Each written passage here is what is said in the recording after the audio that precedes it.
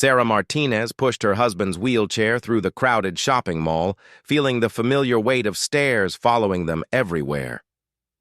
David sat quietly, his hands folded in his lap, his legs covered by a soft blanket despite the warm weather. At 32, he looked much older than his years, his once bright eyes now often distant and tired. The whispers started almost immediately. Sarah had learned to recognize the pattern over the past 3 years since the accident. First came the quick glances, then the nudges between friends, followed by the barely concealed conversations. "Look at that poor woman," an elderly lady whispered to her companion near the fountain. "So young and already tied down to that. What kind of life is that?" "I heard he can't even work anymore," another voice chimed in. "She has to do everything for him. Feed him, dress him, everything." Sarah's jaw tightened, but she kept walking. David's hand found hers and squeezed gently, a silent reminder that he heard everything too. They had been married for 8 years, together for 12, and she knew every expression that crossed his face.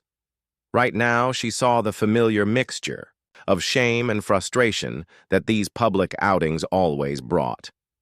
At the grocery store, the comments became more direct. The checkout clerk, a teenager with bright pink hair, looked at David with obvious pity before turning to Sarah. "Bless your heart, honey. You're such a good wife taking care of him like this.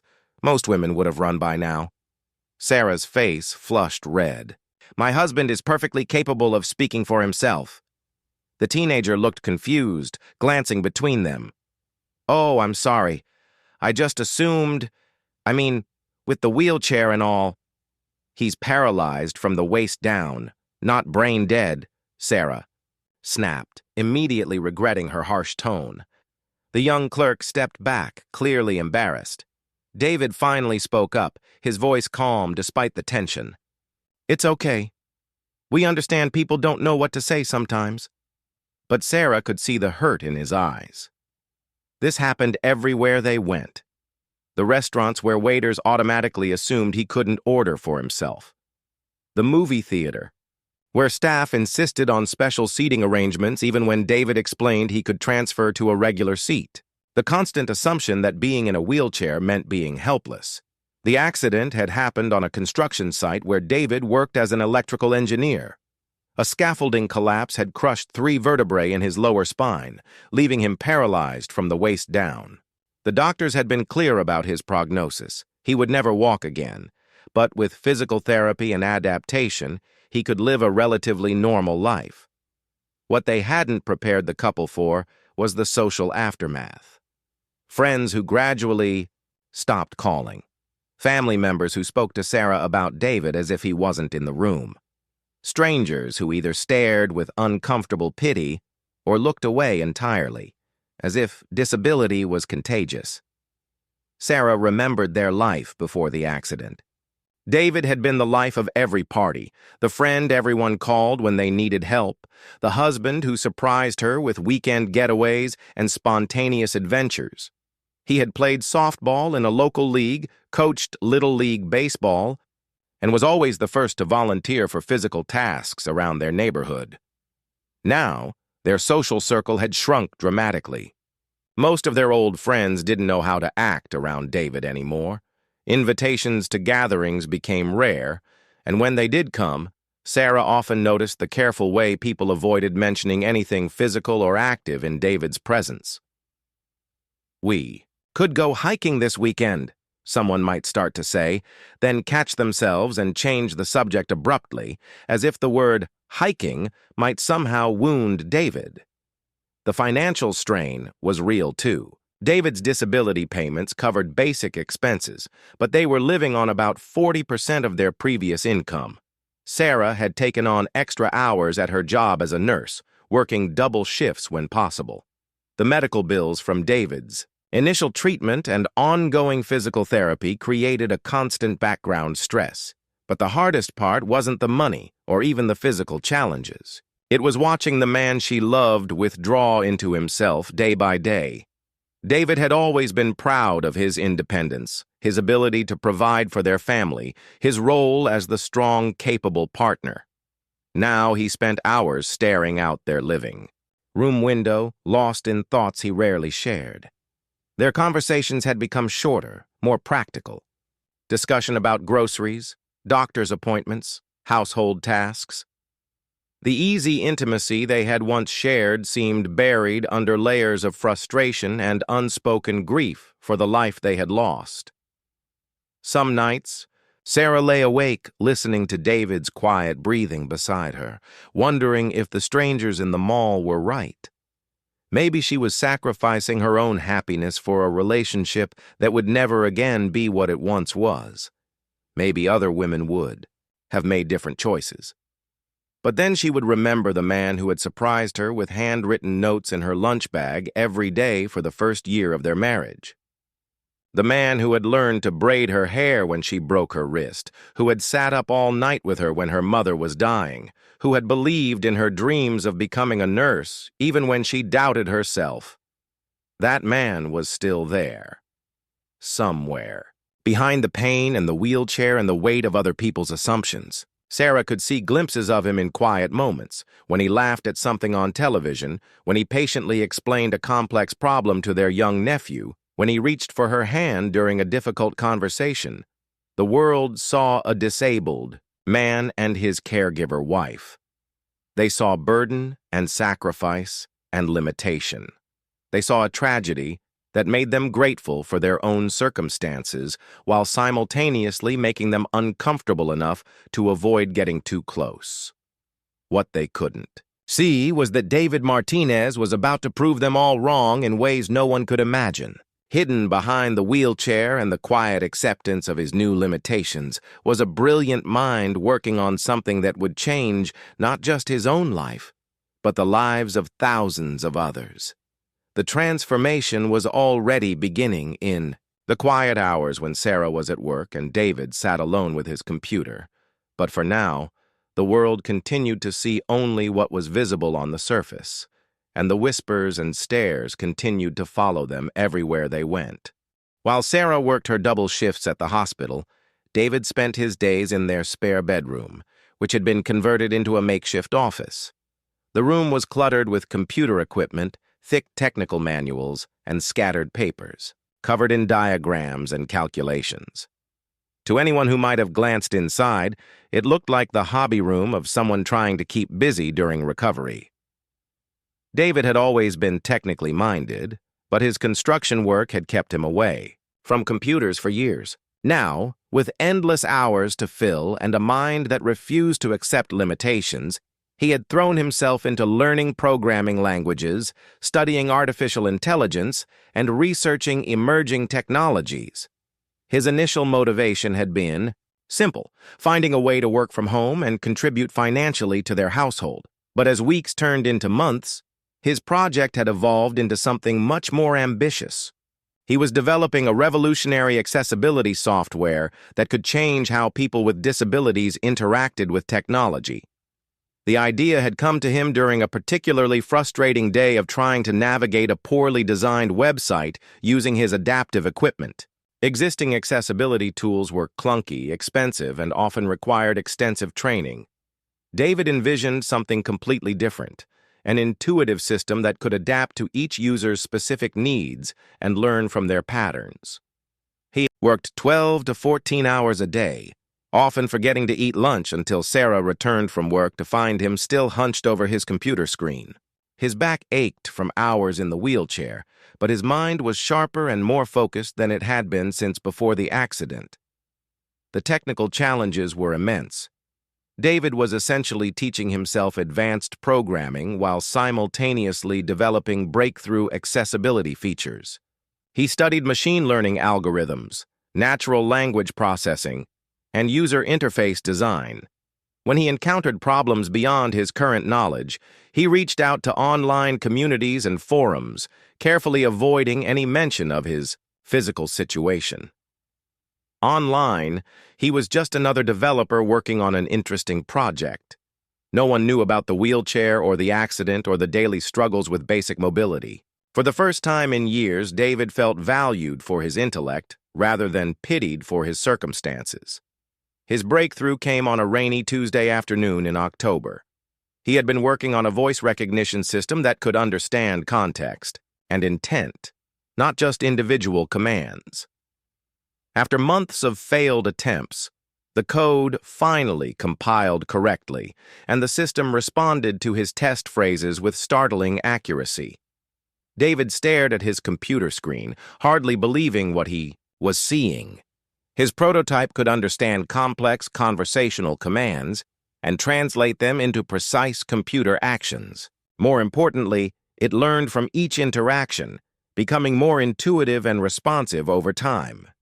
He spent the next several days running test after test, refining the algorithms and expanding the system's capabilities. The software could control everything from basic computer functions to smart home devices, online shopping, social media, and even complex professional applications. And it did all of this through natural conversation, as if the user were talking to an intelligent assistant. But David knew that having a working prototype was only the beginning. He needed to protect his intellectual property, find funding for development, and eventually bring the product to market. These were challenges that required business expertise he didn't possess and connections he didn't have. Sarah had noticed the change in David's mood and energy level, even though she didn't fully understand what was consuming so much of his time. He seemed more like his old self, engaged, excited about something, staying up late not from insomnia but from genuine enthusiasm for his work. "What exactly are you building in there?" she asked one evening, finding him still at his computer, at nearly midnight. David hesitated. He had been keeping his project secret, partly because he wasn't sure it would amount to anything, and partly because he wanted to protect Sarah from potential disappointment. She had already sacrificed so much for his recovery and their adjusted lifestyle. "It's a new kind of accessibility software," he said finally. "Something that could help people with disabilities use technology more easily." Sarah looked at the complicated diagrams and code covering his desk. "Is this just a hobby project or is it something more?" David met her eyes, and she saw something there she hadn't seen since before the accident. Genuine hope mixed with barely contained excitement. "I think it might be something more," he admitted. "I think it might be something really important." Over the following weeks, David began sharing details of his work with Sarah. He showed her how the system could help someone with limited mobility control their entire digital environment through simple voice commands. He demonstrated how it could adapt to different speech patterns, accents, and even speech impediments that might result from various disabilities. Sarah was amazed by the sophistication of what David had created, but she was even more struck by the transformation in her husband. The man who had been withdrawing from life was now animated and passionate, working with a purpose that went far beyond their personal circumstances. "David, this is incredible," she said, after watching a particularly impressive demonstration. "Have you thought about what you want to do with it?" "I want to start a company," David said, his voice steady despite the magnitude of what he was suggesting. "I want to bring this to market and help people. I want to build something that matters." Sarah felt a mixture of excitement and fear. Starting a business would require investment, legal protection, marketing, and dozens of other challenges she couldn't even imagine. They had no savings, limited income, and no business experience.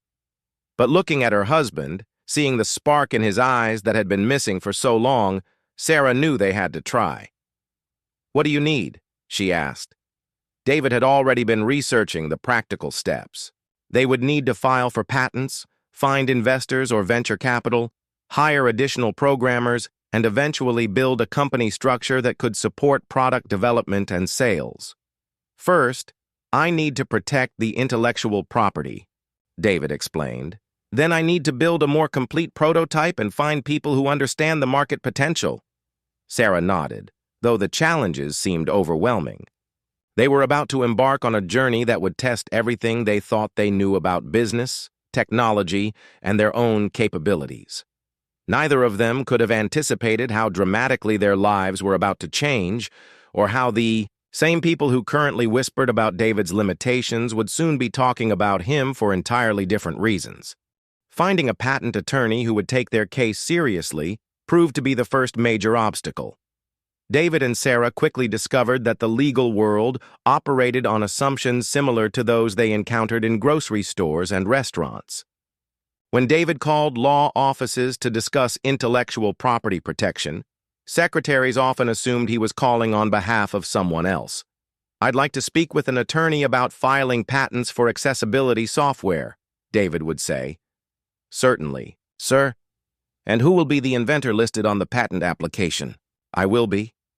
Long pauses usually followed these exchanges, as if the person on the other end was trying to process how someone calling about disability software could actually be capable of inventing anything.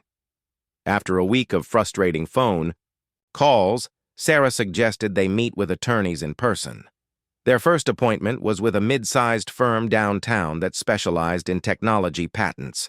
The receptionist did a poor job of hiding her surprise when David wheeled himself into the waiting room.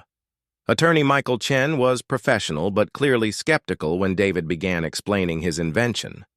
Chen's questions focused more on who had really developed the technology than on the technical details of the software itself. "Mr. Martinez, developing this kind of advanced AI requires extensive expertise in multiple technical fields. Can you walk me through your educational background and professional experience?" David patiently explained his engineering degree and his self-taught programming skills, but he could see the doubt in Chen's eyes. When David offered to demonstrate the software, Chen declined, suggesting instead that David might want to bring in the actual developer for future meetings. They left that office feeling discouraged, but not defeated. Sarah had researched other attorneys, including several who specifically advertised experience with disabled inventors. Their second meeting was with Patricia Hoffman, a solo practitioner who operated from a small office near the university. Hoffman's own son had been born with cerebral palsy, and she had spent years advocating for disability rights alongside her legal practice. The difference in reception was immediately apparent. Hoffman listened carefully to David's explanation of his invention, asked detailed technical questions, and requested a full demonstration of the software's capabilities. "This is remarkable work," Hoffman said after watching David's prototype. "Respond to complex voice commands. The applications go far beyond accessibility. This could revolutionize human-computer interaction for everyone." For the first time since beginning this process, David felt truly heard and understood. Hoffman explained the patent process, discussed potential challenges, and outlined a strategy for protecting David's intellectual property while he continued developing the technology. "I have to warn you," Hoffman said. "This is going to be expensive. Patent applications for software this complex typically cost $15,000 to $20,000, and that's just the beginning. If you want international protection, you're looking at significantly more." David and Sarah exchanged glances. They had perhaps $3,000 in their savings account. The cost of patent protection alone would require finding investors, or taking significant financial risks. Hoffman noticed their expressions. "There are some programs that provide reduced fees for inventors with financial hardship," she offered. "And some investors specialize in early-stage technology companies. But I won't lie to you. This is going to be a challenging path." Over the following weeks, David threw himself into preparing patent applications while Sarah researched funding options. They learned about angel investors, venture capital firms, small business loans, and crowdfunding platforms. Each option seemed to require connections they didn't have or qualifications they couldn't meet. Their first investor meeting was with a local angel investor group that met monthly at a downtown hotel. David had practiced his presentation for weeks, preparing detailed technical demonstrations and market analysis. Sarah had helped him anticipate questions and objections. The meeting room was filled with successful business people, most of whom were significantly older than David and Sarah. When David wheeled himself to the front of the room to begin his presentation, the atmosphere was polite but clearly skeptical. "Good evening," David began. "My name is David Martinez, and I'm here to talk about Access AI, a revolutionary accessibility technology that I believe has the potential to transform how people interact with digital devices." The presentation went smoothly at first. David's technical demonstrations were impressive, and several investors asked thoughtful questions about the market size and competitive landscape. But as the Q&A session progressed, the underlying assumptions became clear. "This is interesting technology," one investor commented, "but I'm wondering about your ability to actually scale and manage a technology company. Building software is one thing, but running a business requires a very different skill set." Another investor was more direct. "How do we know you'll be able to handle the physical demands of growing a company? There's going to be travel, long hours, constant meetings. Are you sure you're up for that?" David felt his face flush, but he kept his voice steady. "I'm confident that my disability doesn't limit my ability to run a business. In fact, my personal experience with accessibility challenges gives me unique insight into this market that other entrepreneurs might lack." The questions continued in this vein, with investors expressing concern about David's ability to present to clients, attend trade shows, and maintain the demanding schedule that startup founders typically face. By the end of the evening, it was clear that while they were impressed with the technology, they had serious doubts about the entrepreneur behind it. Driving home from the meeting, Sarah could see David's frustration and disappointment. "That was humiliating," he said quietly. "They were impressed with the technology," Sarah pointed out. "Maybe they just need time to think about it differently." But David knew they weren't going to get a positive response from this group. The feedback confirmed his growing suspicion that investors, like everyone else, couldn't see past the wheelchair to the person and the innovation behind it. Their second investor meeting was with a venture capital firm that specialized in assistive technology. The partners were more knowledgeable about the disability market, but they presented a different challenge. They wanted to acquire David's technology and hire a traditional CEO to run the company. "Your invention is brilliant," the lead partner explained, "but we typically prefer to work with experienced management teams. We'd be happy to offer you a consulting role and profit-sharing arrangement, but we'd want to bring in seasoned executives to actually run the company." David felt like he was being patted on the head and dismissed.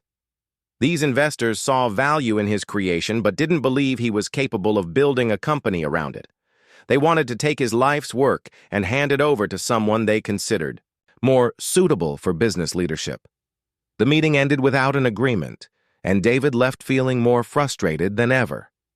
He had created revolutionary technology, but no one seemed to believe that the person in the wheelchair could also be the person to bring it to market successfully. Sarah could see that David was losing hope, but she also saw something else.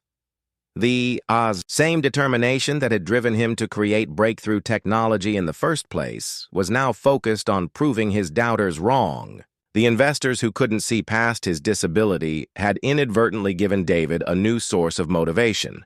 He was going to build this company himself, with or without their support, and he was going to prove that the people who had written him off had made the biggest mistake of their business careers.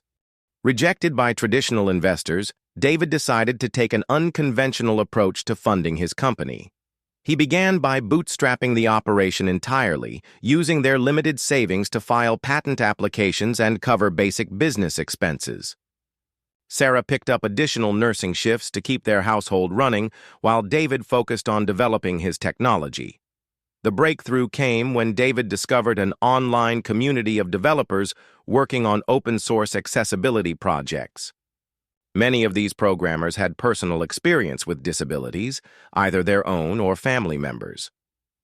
When David shared some of his technical approaches in these forums, the response was immediate and enthusiastic.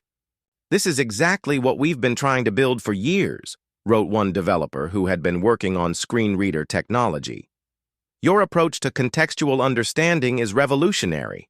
Another programmer, who had lost her sight due to diabetes complications, offered to help test David's software and provide feedback from a user perspective. Within weeks, David had assembled an informal team of volunteer developers and testers, all working remotely and contributing to the project in their spare time. What started as casual collaboration evolved into something more structured. David proposed forming a cooperative development team where everyone would receive equity in the eventual company in exchange for their contributions. For many of these developers, who had been shut out of traditional tech careers due to various disabilities, this represented an unprecedented opportunity.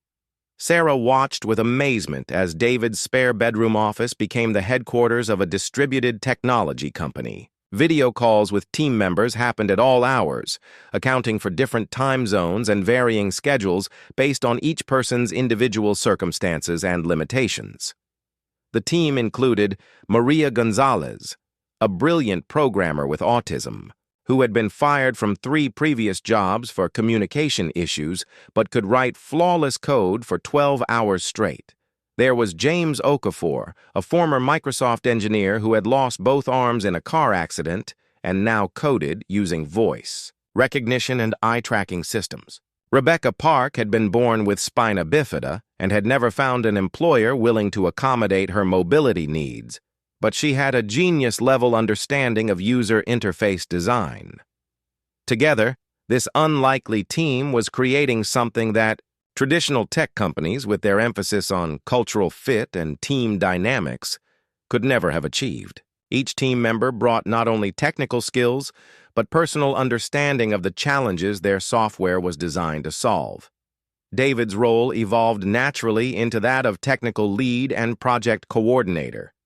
His original accessibility, software was becoming the foundation for a complete platform that could adapt to dozens of different types of disabilities and limitations. The system was learning to understand not just voice commands, but also gesture control, eye movement, breathing patterns, and even brain-computer interfaces. 6 months after starting the cooperative development project, David received an email that changed everything. Dr. Jennifer Walsh, the Chief Technology Officer of a major university medical center, had heard about their work through academic networks and wanted to schedule a demonstration. We have over 2,000 patients and staff members with various disabilities, Dr. Walsh explained during their initial video call. Our current assistive technology systems are fragmented, expensive, and difficult to maintain. If your platform can do what you claim, we'd be interested in a pilot program. This was the validation David had been seeking. A major medical institution was taking their work seriously as a potential solution to real problems. Dr. Walsh understood both the technical sophistication of what they had built and the market needed addressed. The University Medical Center pilot program became David's first real business contract. The institution paid $50,000 for a 6-month trial of the Access AI platform, along with custom development to integrate with their existing systems. For the first time since the accident, David was earning significant income from his own work. More importantly, the pilot program provided valuable real-world testing for their technology. Hospital patients with temporary and permanent disabilities used the system to control their environment, communicate with staff, access entertainment and communication tools, and manage their own medical information. The feedback was overwhelmingly positive. "This is the first time I've been able to operate a computer independently since my stroke," said one elderly patient during a follow-up interview. "It understands what I'm trying to say, even when my speech isn't clear." A young man recovering from a spinal cord injury similar to David's was able to continue his college coursework using the Access AI platform to write papers, attend virtual classes, and complete assignments. His occupational therapist noted that being able to maintain his academic progress had significantly improved his mental health and recovery outlook. The success of the university pilot led to inquiries from other medical facilities. David found himself fielding calls from rehabilitation hospitals, assisted living facilities, and even major tech companies that had heard about the platform through professional networks. For the first time since starting this journey, David had the experience of people seeking him out rather than the other way around. These potential clients weren't focused on his wheelchair or his disability. They were interested in his expertise and the solution he had created. Sarah noticed the profound change in David's confidence and demeanor. He was scheduling business calls, negotiating contracts, and making strategic decisions about the company's future. The man who had been dismissed by investors as unsuitable for business leadership was successfully running a growing technology company. The cooperative development model had evolved into Access AI Corporation, with David as CEO and his original collaborators as department heads and major shareholders. They had proven that a company founded and operated by people with disabilities could compete successfully in the technology market. But their success was beginning to attract attention beyond their target market. The same venture capital firms that had rejected David's original pitch were now asking for meetings. Technology blogs were writing articles about the innovative accessibility startup. Industry conferences were inviting David to speak about inclusive design and disability entrepreneurship. David was being invited to the same investor events where he had been dismissed just 18 months earlier. But now the dynamics were completely different. Instead of asking for money, potential investors were asking him for the opportunity to participate in his company's growth. The transformation was remarkable, but David knew they were just beginning. The real test would come when they tried to scale beyond their current success and compete in the broader technology market. The people who had underestimated him once might do so again, but now David had something he hadn't possessed before: proof that their assumptions were wrong. The wheelchair that had once made people see limitations now seemed irrelevant compared to the revolutionary technology David had created and the successful business he was building. But the most significant change wasn't in how others saw him. It was in how David saw himself and what he believed was possible.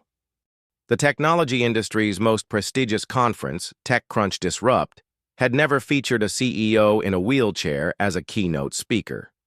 When David Martinez received the invitation to present Access AI to an audience of thousands of entrepreneurs, investors, and tech leaders, even he was surprised by how far he had come. Sarah helped him prepare for the presentation, knowing that this would be their biggest opportunity yet to demonstrate that accessibility technology could be a mainstream market success rather than a niche charitable cause. The conference organizers had initially suggested David present during the social impact session, but he had insisted on being included in the main entrepreneurship program. "This isn't about charity," David explained to the event coordinator. "This is about a technology platform that can compete with anything else in the market. We want to be evaluated on the same criteria as every other company here." The weeks leading up to the conference were intense. Access AI Corporation had grown to 15 full-time employees, with offices in 3 cities connected through the same remote collaboration tools they had originally developed for their own team. Their annual revenue had reached $2 million, with contracts from medical facilities, educational institutions, and government agencies across North America. But David knew that success in the accessibility market was just the beginning. To truly vindicate his vision and prove his doubters wrong, Access AI needed to break into mainstream technology adoption. Their latest product development focused on consumer applications that could benefit anyone, not just people with disabilities. The new consumer platform, Access AI Home, could learn and adapt to any user's preferences, physical capabilities, and communication patterns. A busy parent could control their smart home through natural conversation while cooking dinner. An elderly person could manage all their digital devices without learning complex interfaces. A gamer could use voice, gesture, or eye movement to control gameplay with unprecedented precision. David's presentation at Disrupt would introduce Access AI Home to the broader technology market for the first time. He had spent months preparing technical demonstrations that would show investors and entrepreneurs how accessibility innovation could drive mainstream technology advancement. The morning of his presentation, David sat in his hotel room going through his notes one final time. Sarah was adjusting his tie and offering last-minute encouragement when his phone rang. The caller ID showed the name of Michael Chen, the patent attorney who had doubted David's capabilities during their first meeting 2 years earlier. "Mr. Martinez," Chen said, his tone notably different from their previous conversation. "I wanted to call before your presentation today. I've been following Access AI's progress in the industry news, and I owe you an apology. I clearly underestimated your capabilities and your vision." David was surprised by the call, but not particularly moved by the belated recognition. "Thank you for saying that, Mr. Chen. I appreciate you taking the time to call. I was wondering," Chen continued, "if you might be interested in discussing legal representation for Access AI's international expansion. My firm has significant experience with global technology licensing." David politely declined, explaining that Patricia Hoffman continued to serve as Access AI's legal counsel. But the call was symbolic of a broader shift in how the business world was responding to his success. People who had dismissed him were now seeking association with his growing company. The presentation hall at Disrupt seated 3,000 people, with additional viewers watching the live stream online. David had spoken at smaller conferences and business meetings, but nothing approaching this scale. As he was introduced, he wheeled onto the stage to sustained applause, knowing that many in the audience were seeing a CEO in a wheelchair for the first time at a major technology conference. 2 years ago, David began, I couldn't get a single investor to take a meeting with me. They saw this wheelchair and assumed I couldn't possibly run a technology company. Today, Access AI Corporation employs 15 people, generates $2 million in annual revenue, and has developed technology that's changing how millions of people interact with digital devices. The audience was immediately engaged. David's opening struck exactly the right balance between personal story and business achievement. He spent the next 20 minutes demonstrating Access AI's consumer platform, showing how their accessibility innovations had led to breakthrough advances in artificial intelligence, natural language processing, and adaptive user interfaces. The most impressive demonstration involved a live video call with Maria Gonzalez, his brilliant programmer with autism, who showed how Access AI Home had learned to accommodate her sensory processing differences while simultaneously providing her with unprecedented control over her work environment. The system understood not just her verbal commands, but also her stress levels, attention patterns, and optimal productivity conditions. This is what happens when you design technology for people who actually need it to work, David explained. You end up creating solutions that work better for everyone. The Q&A session that followed was unlike the skeptical investor meetings David had endured early in his journey. These questions focused on technical capabilities, market expansion, plans, and business strategy. Several audience members wanted to know about licensing opportunities and partnership possibilities.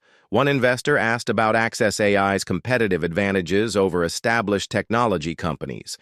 David's answer demonstrated how completely the narrative around his company had shifted. Our competitive advantage is that we understand user needs that our competitors have never considered, he said. When you employ people with disabilities as engineers and product designers, not just as consultants or test subjects, you develop technology that solves problems other companies don't even know exist. The presentation concluded to a standing ovation, but the real validation came in the hours that followed. David's booth in the exhibition hall was surrounded by investors, potential customers, and journalists throughout the remainder of the conference. Venture capital firms that had previously rejected his proposals were now offering term sheets with valuations he couldn't have imagined 2 years earlier. More significantly, major technology companies were inquiring about licensing Access AI's core technology for integration into their own products. Apple, Google, and Microsoft representatives all scheduled follow-up meetings to discuss partnership opportunities.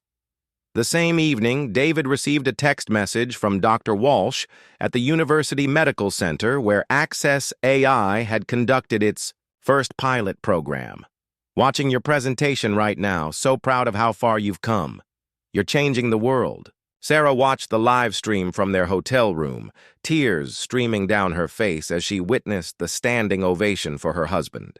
The man who had been written off by so many people was now being celebrated as one of the most innovative entrepreneurs in technology.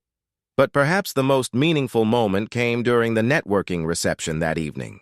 David was approached by a young woman in her 20s who walked with forearm crutches, the result of cerebral palsy. "Mr. Martinez," she said, "I'm graduating from computer science next month, and I've been worried about finding employment because most tech companies don't seem to know how to work with people like us. Seeing you here tonight running a successful company gives me hope that I can build something meaningful too." David realized that his success had implications far beyond his own business achievement. He had become visible proof that disability and entrepreneurial success were not contradictory. Young people with disabilities now had an example of what was possible when society's assumptions were proven wrong. The conference marked a turning point, not just for Access AI Corporation, but for David's understanding of his own impact. He had set out to build a successful business and prove his doubters wrong. He had achieved both of those goals, but he had also inadvertently become a symbol of possibilities that others might not have imagined. 3 years after his presentation at TechCrunch Disrupt, David Martinez stood before the United Nations General Assembly as part of a panel on technology and disability rights. Access AI Corporation had grown into a global company with offices in 12 countries and over 300 employees, many of whom were people with disabilities who had found meaningful careers in technology for the first time. The transformation had been remarkable. Access AI's consumer platform was now integrated into smart homes, vehicles, and workplace systems worldwide. Their enterprise software served hospitals, schools, and government agencies across 6 continents. The company's valuation had reached $1.2 billion, making David one of the youngest billionaires in the technology sector. But the numbers only told part of the story. Access AI had fundamentally changed how the technology industry thought about inclusive design and diverse talent. Major tech companies now actively recruited employees with disabilities, recognizing that their lived experiences led to innovation that benefited all users. Sarah had transitioned from working double nursing shifts to serving as Access AI's chief operating officer, overseeing the company's rapid expansion while maintaining the inclusive culture that had made their success possible. She often reflected on those early days when people in shopping malls had whispered about her burden and sacrifice. The same mall where strangers had once pitied their situation now featured an Access AI demonstration kiosk where customers could experience how voice-controlled smart home technology could simplify their lives. The elderly woman who had once whispered about Sarah being tied down had unknowingly become a customer, using Access AI Home to manage her medication schedule and stay connected with her family. David's presentation to the UN focused on how accessibility innovation had become a driving force for technological advancement globally. Countries that invested in inclusive design were seeing significant economic returns as their technology sectors became more competitive and innovative. When we started Access AI, David told the assembled delegates, people assumed that building technology for people with disabilities meant accepting limitations. What we discovered was exactly the opposite. When you solve problems for users with the most complex needs, you create solutions that work better for everyone. The audience included government ministers, tech industry leaders, and disability rights advocates from around the world. Many were implementing policies inspired by Access AI's success, recognizing that inclusive entrepreneurship could drive both social progress and economic growth. After his UN presentation, David was approached by Dr. James Patterson, a researcher from Stanford who had been studying the economic impact of inclusive technology companies. "Your company's success has influenced venture capital investment patterns globally," Dr. Patterson explained. Investors are now actively seeking startups founded by people with disabilities because the data shows they're more likely to identify underserved markets and develop breakthrough innovations. The conversation reminded David of those early investor meetings where his wheelchair had been seen as a liability. Now, his lived experience with disability was recognized as a competitive advantage that had enabled him to identify a massive market opportunity that others had overlooked.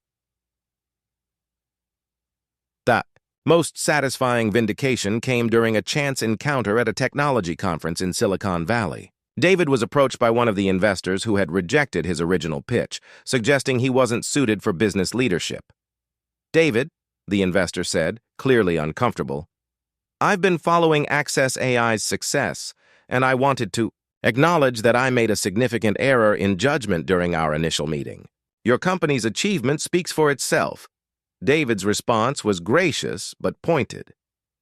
"I appreciate you saying that, but I hope you'll consider how many other entrepreneurs you might be underestimating based on assumptions about their capabilities." The investor nodded seriously. "Actually, that's why I wanted to speak with you. My firm has established a new fund specifically focused on supporting entrepreneurs with disabilities. We're calling it the Access Capital Fund, and we'd be honored to have you serve as an advisor." This conversation represented a broader shift in the investment world. Venture capital firms were now competing to fund companies founded by people with disabilities, recognizing that diverse perspectives led to innovative solutions and strong financial returns. Access AI had also inspired a new generation of entrepreneurs. The company's internship program had launched dozens of startups founded by young people with disabilities who had gained confidence and business skills through their experience with David's team. Universities were reporting increased enrollment in computer science and engineering programs among students with disabilities, citing Access AI's success as motivation. Rebecca Park, the user interface designer with spina bifida who had been part of David's original collaborative team, had started her own company developing adaptive gaming technology. James Okafor, the programmer who coded using voice recognition, was now leading a research initiative on brain-computer interfaces at a major university. "You didn't just build a successful company," Maria Gonzalez told David during a team celebration marking Access AI's 5th anniversary. "You proved that all of us could build successful companies." The celebration was held at Access AI's new headquarters, a building designed from the ground up to be accessible to employees with any type of disability. The facility had become a model for inclusive workplace design, with visiting architects and business leaders studying how physical environments could be optimized for diverse abilities. David's office overlooked the main workspace where employees collaborated using the same adaptive technology tools that Access AI had developed for their customers. The scene was a powerful reminder of how far they had all come from those early days of working in isolation from spare bedrooms and makeshift home offices. The evening's highlight was a video message from the United Nations announcing that David had been appointed as a special ambassador for technology and disability rights. The role would involve advising governments and organizations worldwide on policies to promote inclusive innovation and entrepreneurship. As the celebration wound down, David and Sarah found themselves alone on the building's accessible rooftop garden, looking out over the city lights. The wheelchair that had once been a source of stares and whispers was now simply part of who David was. A successful entrepreneur, technology innovator, and leader who happened to use mobility assistance. "Do you ever think about those people in the mall?" Sarah asked, remembering the strangers who had pitied their situation years earlier. David smiled. "I think about them sometimes. I hope they've learned that appearances can be deceiving and that everyone deserves the chance to prove what they're capable of." The story of David and Sarah Martinez had become more than a tale of business success. It had become proof that society's assumptions about disability and capability were not just wrong, but costly. Every person who had been underestimated because of their physical differences represented potential innovation and economic opportunity that was being wasted. Access AI Corporation continued to grow, but its most important achievement wasn't measured in revenue or valuation. The company had changed how the world thought about disability, entrepreneurship, and human potential. The whispers and stares that had once followed David's wheelchair had been replaced by recognition and respect for what he had accomplished. Most importantly, young people with disabilities now had a different set of expectations for their own futures. They could see themselves as entrepreneurs, innovators, and leaders, rather than just recipients of charity or accommodation.